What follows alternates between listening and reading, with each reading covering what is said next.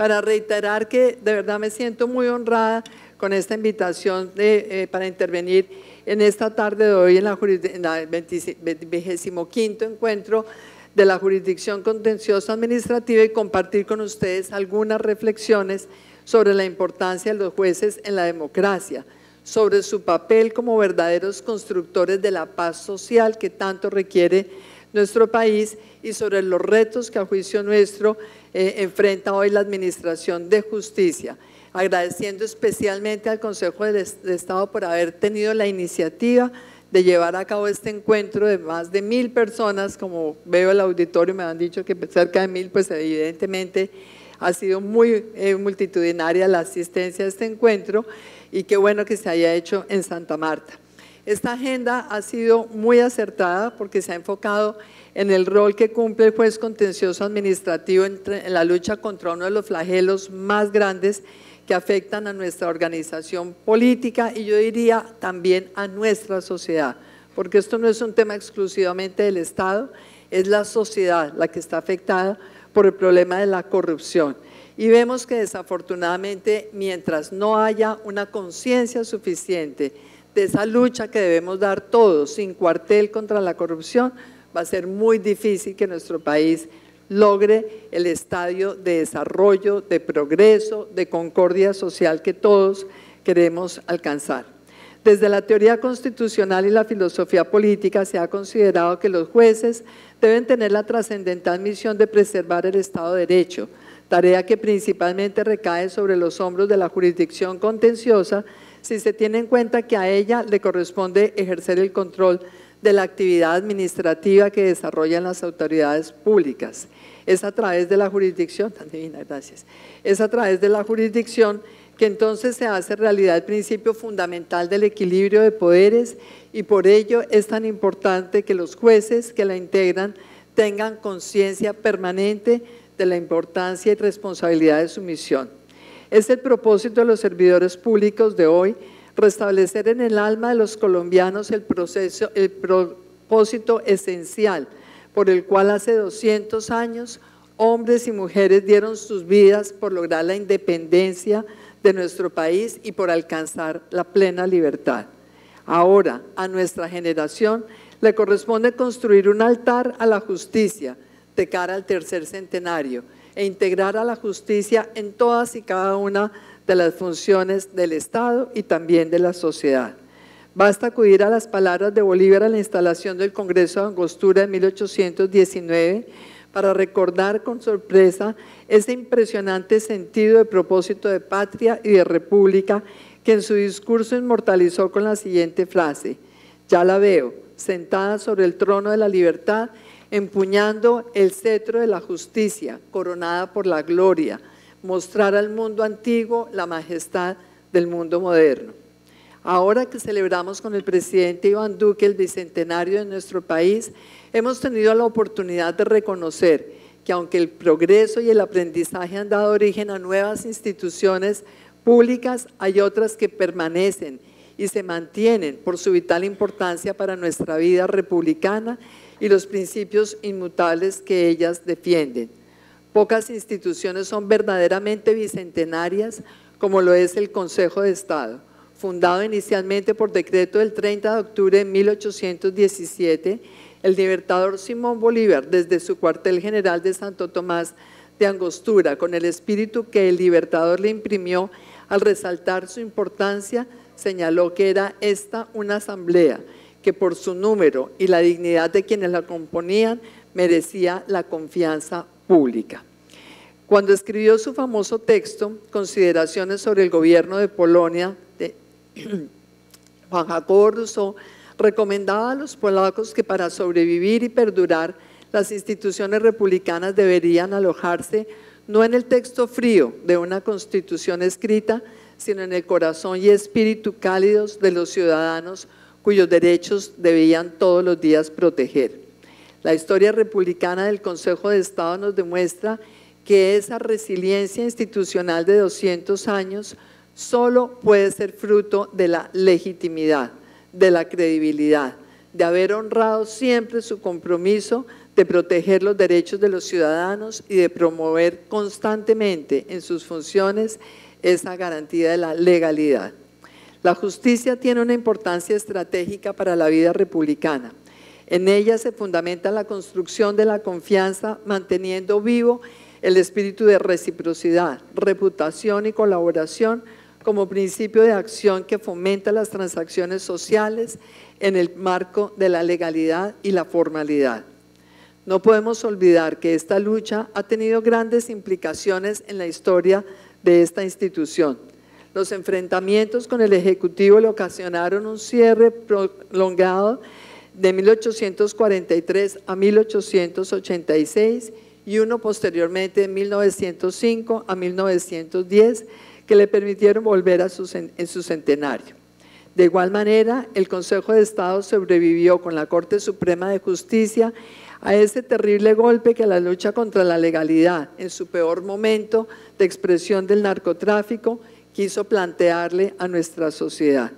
Y en ese momento en que terrorismo y corrupción se unieron frente al desafío de todos los colombianos, vimos como el 6 de noviembre de 1985 estas instituciones fueron atacadas cruentamente por el terrorismo.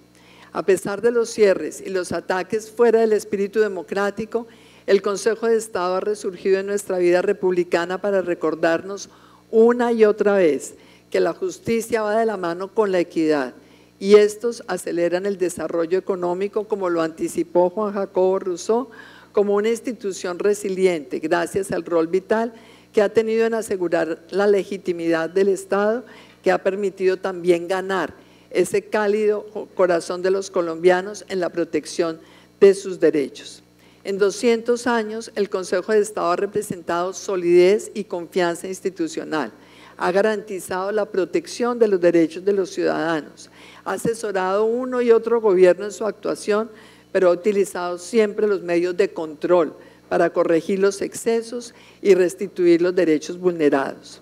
Esta es quizás la mayor contribución del Consejo de Estado a nuestra República en 200 años de nuestra historia. En el marco de nuestro Estado social de derecho, el ordenamiento jurídico es presupuesto esencial para la existencia del Estado y es elemento que contribuye a legitimar su actividad en la medida en que limita su poder y al mismo tiempo garantiza la vigencia de los derechos de las personas. Los jueces protegen a los ciudadanos en sus derechos al resolver los conflictos que ellos les plantean y son el instrumento a través del cual el derecho pasa de los códigos a la realidad de la vida cotidiana de las personas. En especial, la jurisdicción de lo contencioso administrativo se erige como uno de los principales límites jurídicos a la rama ejecutiva al controlar sus manifestaciones de poder que se traducen en actos administrativos, en operaciones administrativas o contratos de la administración en cada uno de los distintos niveles de la misma. El juez contencioso de lo que se encarga en realidad de una parte es verificar que las competencias de las autoridades administrativas se ejerzan de acuerdo con lo previsto en la Constitución y la ley, y de otra, de proteger a las personas del gran poder del que se encuentran provistas las autoridades en ejercicio de esa función administrativa, cuando quiero que niegan, concedan o modifiquen las condiciones de acceso de los ciudadanos a sus derechos. Así, esta importante jurisdicción cumple una doble función de limitación del poder y garantía de los derechos de los ciudadanos. Por lo anterior, la eficacia de la administración de justicia contencioso administrativa es el presupuesto indispensable para la legitimidad del Estado. Realiza el principio de separación y equilibrio de poderes y de esta manera materializa la democracia. Al mismo tiempo, garantiza cualidades objetivas conocidas como valores jurídicos, tales como el orden, el bien común, la justicia, la seguridad jurídica en especial.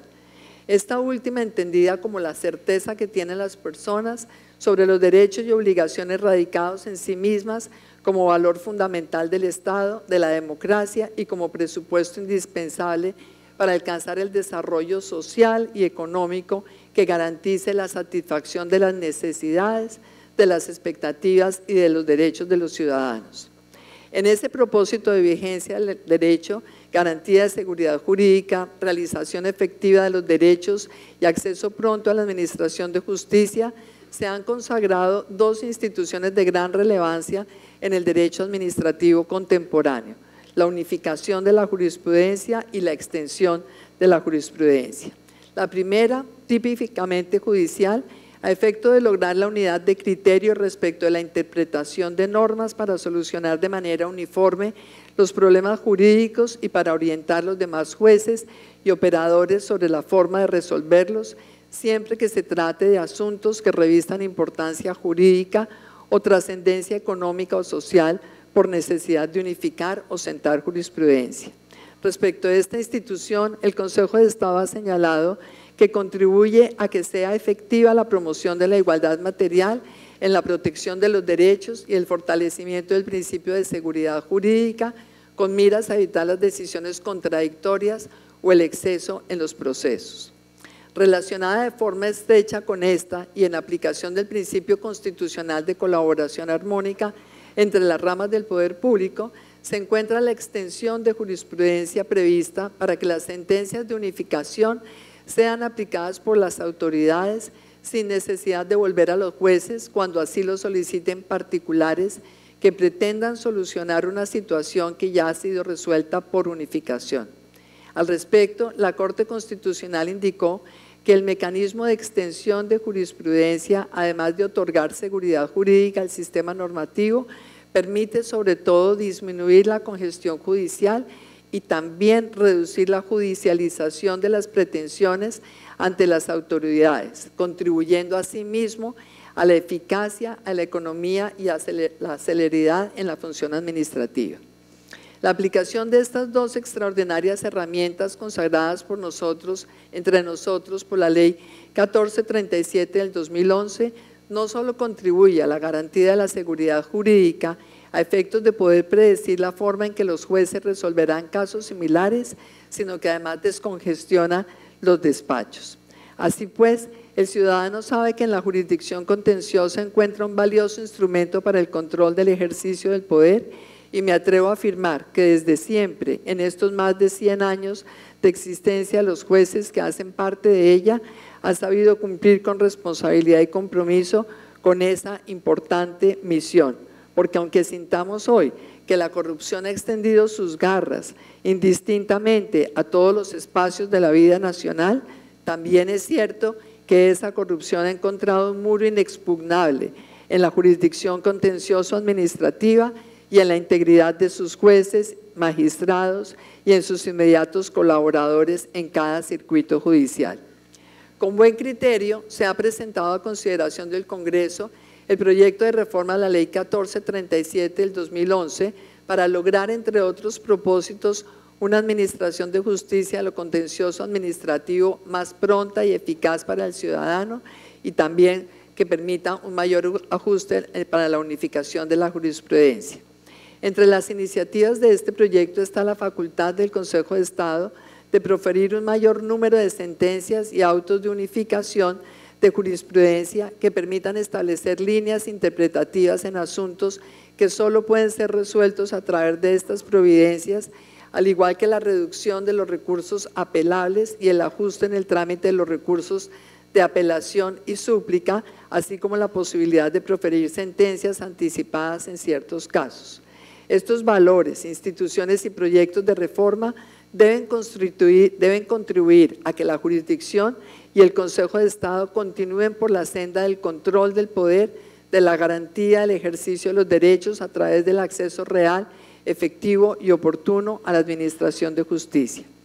La democracia local es otro de los tópicos que se abordaron en el presente encuentro, dado que la intervención del juez administrativo en este campo del quehacer de los entes territoriales viene adquiriendo cada vez mayor importancia en razón de que las decisiones que en materia electoral adoptan nuestros jueces dependen también de ellas, en buena parte, la legitimidad de sus gobernantes. Por ello, en este ámbito es importante contar con precedentes constantes y sólidos que marquen un derrotero para el ejercicio del control político a cargo de los ciudadanos y también para la actuación de las autoridades públicas. Igualmente, debemos resaltar que esta jurisdicción ha contribuido con sus decisiones a la realización de los principios del ejercicio de la función administrativa tan vigentes y necesarios como son la transparencia, la moralidad, la defensa del patrimonio público y la eficacia, y todos estos principios se ven representados en los fallos que han sancionado y contribuido a corregir el flagelo de la corrupción en lo público.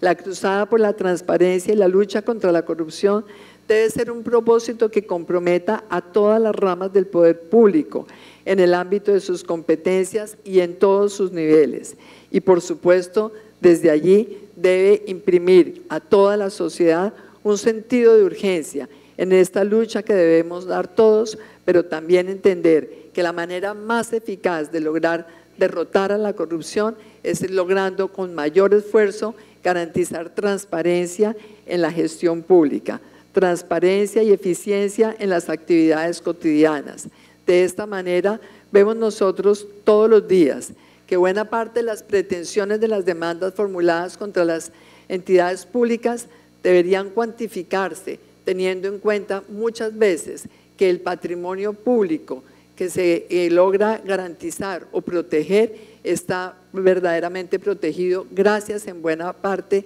a los fallos que profiere esta jurisdicción. Siempre tendemos a ver obviamente mucho más y a cuantificar lo que significan las pérdidas o los costos o por supuesto las demandas que se pierden, pero sería una buena manera, doctora Lucy Janet, poder cuantificar cuánto se le ahorra realmente ese patrimonio público con los fallos oportunos que tienen ese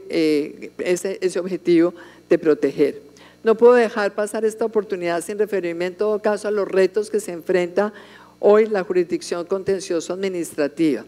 Entre otras, esa temática abordada en la mañana de hoy relacionada con el rol del juez administrativo en la sociedad digital, pues sería una necedad ignorar que en la hora actual de la Administración de Justicia y en particular en el ramo que le corresponde a la jurisdicción, está inmersa en los avances tecnológicos de hoy. En este sentido, se debe tener en cuenta que el expediente digitalizado sigue uno de los anhelos más grandes para la buena administración de justicia y esperamos que esto sea pronto una realidad. Ese es un tema en el que el presidente de la República, por supuesto la ministra de Justicia, trabajarán muy de la mano con la rama para ver pronto esta posibilidad convertida en una realidad. Pero también deseamos que en el quehacer rutinario de nuestros jueces puedan ellos contar con nuevas aplicaciones que hagan mucho más sencillo el acceso a la administración de justicia por parte de los ciudadanos. De hecho, como es de conocimiento de este auditorio, la sección quinta del Consejo de Estado viene adelantando ya pruebas piloto para lograr que la demanda electoral esté al alcance del ciudadano y eso mismo debería suceder con las demás acciones públicas que se tramitan ante los jueces administrativos. Para ello es menester echar mano cada vez más frecuentemente de toda esta tecnología de la información. La jurisdicción contencioso administrativa y la rama judicial en su conjunto se deben sumar a los avances en materia de equidad de género. No puedo dejar esta oportunidad para hablar de un tema en el que usted y yo también nos identificamos tanto. Es innegable que históricamente las mujeres no han gozado de los mismos derechos que los hombres. Por supuesto que sí, en el papel, en la Constitución, en las leyes, pero desafortunadamente no en el acceso a las oportunidades dentro de alcanzar realmente los centros de poder, ni dentro de los espacios públicos, ni tampoco entre los espacios privados. Por esa razón es tan importante contar en el gobierno nacional con un presidente, con un jefe de Estado que tiene esta visión de largo plazo y que entiende que la única manera de lograr equidad en nuestra sociedad es integrando a todos los ciudadanos por igual, empezando por integrar a las mujeres en las oportunidades, en el verdadero ejercicio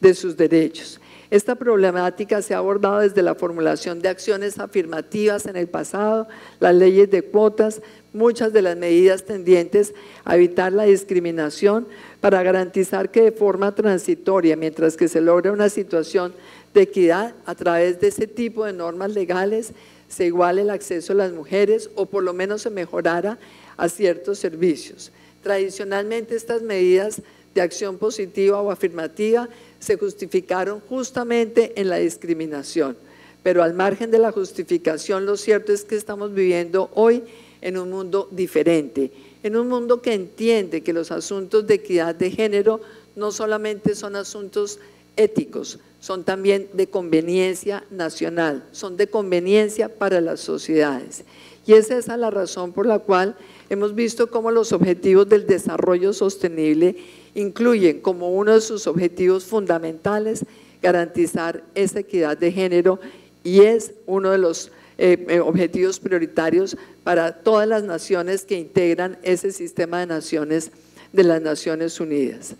Lo que se discute no es entonces la situación de los hombres frente al reconocimiento y ejercicio de sus derechos. Lo relevante y lo que es necesario es reconocer que tanto los hombres como las mujeres tenemos la posibilidad, a través del ejercicio autónomo y equitativo de nuestros derechos, la oportunidad y la capacidad de aportar por igual al desarrollo de las sociedades. De lo que se trata entonces es de darle a la sociedad la oportunidad de beneficiarse con ese aporte de las mujeres en la construcción de la sociedad, en la toma de decisiones, en la satisfacción de sus necesidades y por supuesto también hacerlo siempre con un trabajo colaborativo entre hombres y mujeres. El reconocimiento del ejercicio pleno de derechos políticos y civiles de la mujer llegó apenas hasta bien entrado el siglo XX. Las primeras medidas afirmativas para igualar el ejercicio de los derechos llegaron hacia finales del siglo pasado. En el caso de Colombia, en el año 2000, cuando estaba el presidente Andrés Pastrana, tuvimos esa ley también de acción afirmativa. Sin embargo, es cierto, las mujeres hemos logrado un mayor reconocimiento de la autonomía, pero solamente ahora vemos nosotros en el gobierno nacional la determinación de garantizar ese acceso de las mujeres a todos los espacios del poder en Colombia. Y ese ejercicio del poder por parte de las mujeres tiene que estar orientado a lograr esa sociedad mucho más incluyente, a lograr una sociedad en donde tengamos mucha más capacidad de tender puentes, de tener en cuenta argumentos, no de imponer el poder por el poder. Aquí estamos viendo nosotros hoy por hoy el resultado de muchísimas mujeres maravillosas que trabajaron por los derechos de las mujeres, y dentro de la jurisdicción contenciosa administrativa recuerdo especialmente a la magistrada Aide Anzola Linares, la primera en el país y la segunda en el mundo que le abrió las puertas a que una mujer administrara justicia. Sin embargo, esa realidad no se ve suficientemente reflejada en el ejercicio de la profesión, ni en el mercado laboral, ni en la política, ni en la cúpula del Poder Judicial, aunque tenemos por su fortuna dos extraordinarias presidentas en el Consejo de Estado, en la Corte Constitucional, pero sabemos que es un avance hoy en día lograr hablar de esta paridad de género, de esta equidad de género, porque habrá muchísimas más mujeres en la rama que puedan acceder a estos espacios de liderazgo y presidir las distintas cortes. Es esa la razón por la cual el presidente de la República no solamente designó un gabinete paritario para demostrar allí que todas las mujeres que están como parte del gobierno llegaron porque tienen las capacidades, el conocimiento, obviamente el dominio de los distintos temas, sino especialmente porque también el mandato presidencial está orientado a que cada uno de los hombres del gabinete, trabajando de la mano con las compañeras, con las distintas ministras y también obviamente con la participación de la vicepresidencia, todos sin excepción tengan unos objetivos concretos que nos garanticen el progreso de nuestro país en esto de la paridad de género. En el sector privado, el acceso de abogadas a cargos gerenciales, juntas directivas de las empresas es muy bajo todavía. Necesitamos que haya cada vez más mujeres, porque tal como lo ha demostrado los distintos estudios académicos que se promovieron también por mujeres con grandes capacidades como Christine Lagarde al frente del Fondo Monetario Internacional, nos han demostrado que esos cargos de liderazgo, cuando se ejercen por mujeres en el sector privado, normalmente significan unos niveles de rentabilidad superiores en las empresas y normalmente políticas de desarrollo empresarial que tienen un propósito superior, que es mejorar las condiciones en las sociedades para el acceso de todos los ciudadanos a los bienes y servicios de las empresas privadas.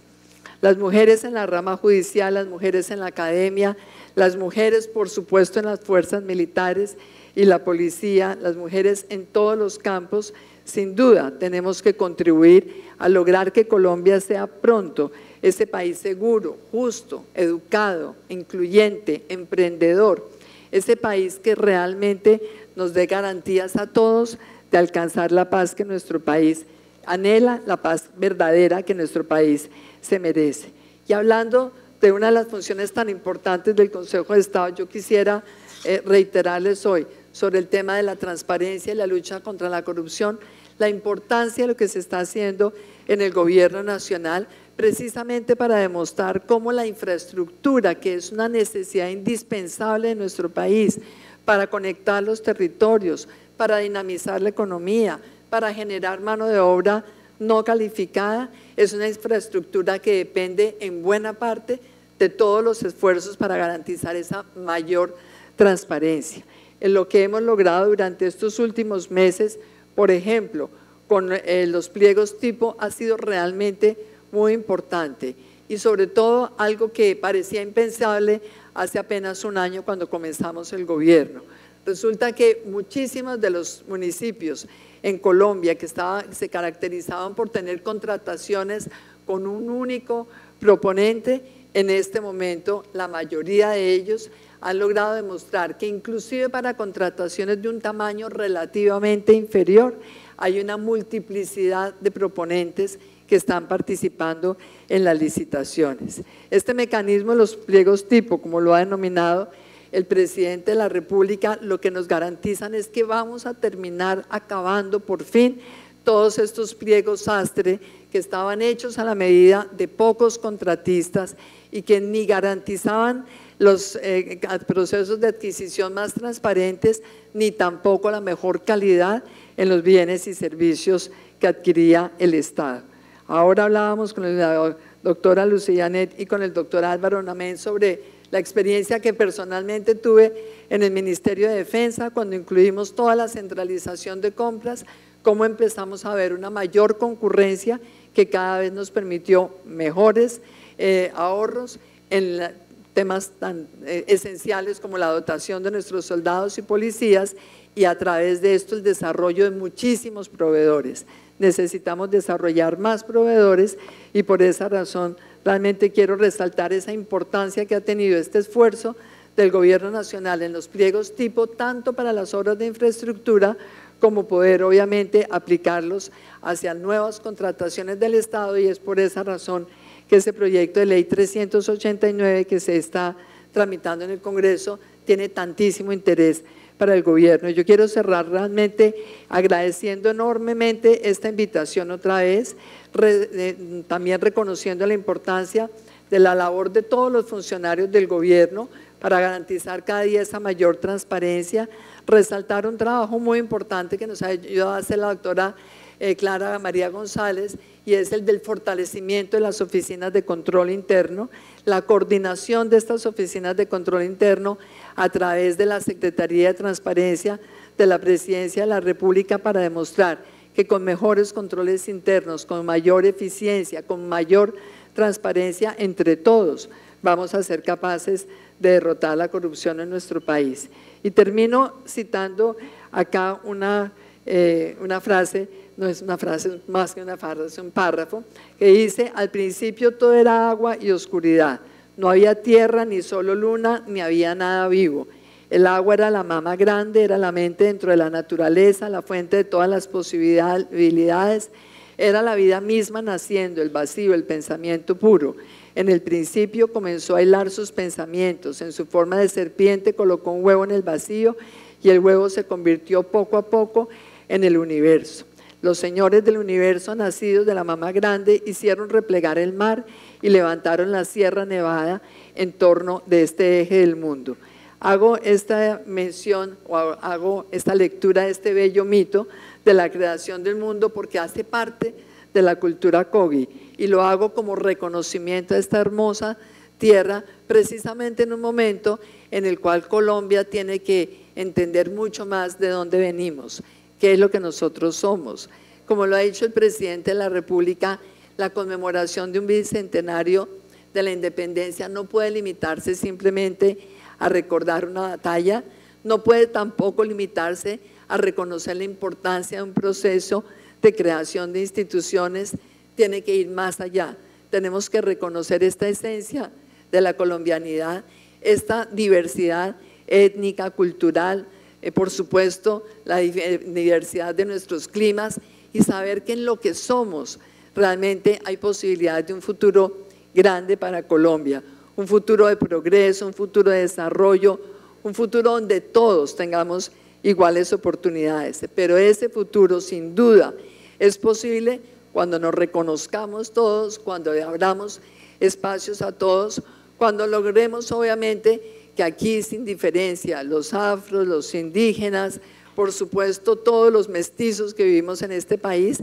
podamos realmente tener el compromiso de trabajar todos los días por ese fortalecimiento del Estado de Derecho, por esa convicción de que salimos adelante si aquí todos trabajamos, si todos producimos y no si tenemos una parte de la población dependiendo del favoritismo, ni de los beneficios, ni de las dádivas que lamentablemente muchas veces ofreció la clase política. Parte de la importancia de este encuentro de hoy es recordar que a través de la jurisdicción de lo contencioso administrativo también tenemos que velar porque quienes lleguen a los cargos de elección popular sean las personas que tengan todas las condiciones de idoneidad y para que el desempeño mismo de esas funciones se haga siempre realmente atendiendo el cumplimiento pleno de las obligaciones legales y constitucionales. Y yo termino diciéndoles, es muy importante que todas las funciones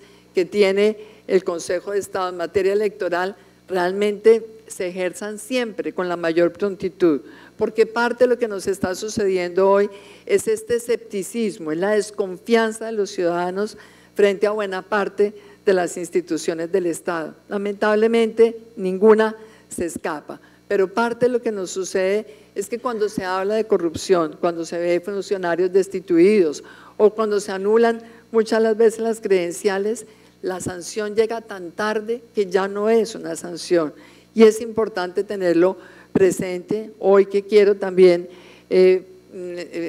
hacer un homenaje a la vida de Heriberto Sanabria, lamentablemente supe la noticia de su deceso hace apenas un rato, porque compartí con él muchas veces reflexiones sobre cómo lograr que esta institucionalidad de la política colombiana responda mejor al anhelo de los ciudadanos, pero sobre todo también que todos nosotros entendamos que el ejercicio de la política tiene que garantizarse siempre con las mejores personas que quieran realmente servir al país, con las que lleguen con una verdadera vocación de servicio público, pero sobre todo con aquellas que cumplan a cabalidad con todos los requisitos que la Constitución y la ley establecen. Yo quiero, mil gracias, doctora Lucillanet, desearles a todos ustedes los mayores éxitos en esa labor que desempeñan tan importante para la credibilidad de nuestras instituciones, para la legitimidad de cada una de esas instituciones y por supuesto también para la sostenibilidad